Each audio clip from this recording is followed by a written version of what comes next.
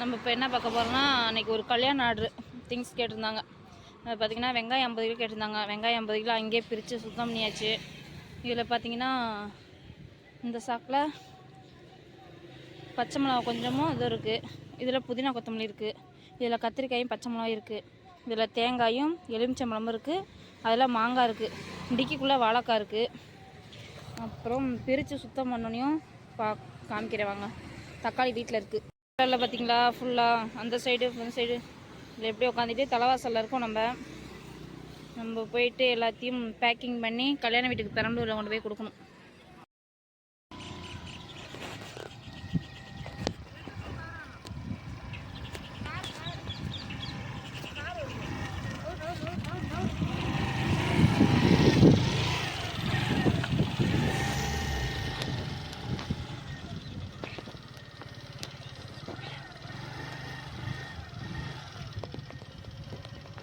அவங்களுக்கு வந்து ஆர்டருக்கு ரெடி பண்ணியாச்சு. இது வந்து 50 கிலோ வெங்காயம் எடுத்தாச்சு. 4 கிலோ பச்சை மிளகா போட்டாச்சு. 20 கிலோ கத்திரிக்காய் கேட்டாங்க, அது எடுத்தாச்சு. அடுத்தது பார்த்திங்கன்னா 8 கிலோ மாங்காய், 10 வாழைக்காய் கேட்டாங்க, 70 எலுமிச்சம்பழம் கேட்டாங்க, புதினா கொத்தமல்லி அதுவும் ரெடி பண்ணியாச்சு. நல்லா பாருங்கள், தலை தெளிவாக இருக்குது. மொத்தமாக நம்மள்ட்ட வந்து காய் பர்ச்சேஸ் பண்ணுறவங்களுக்கு விற்கிற ரேட்டோட நம்ம 5 ரூபா குறைச்சி தான் கொடுப்போம்.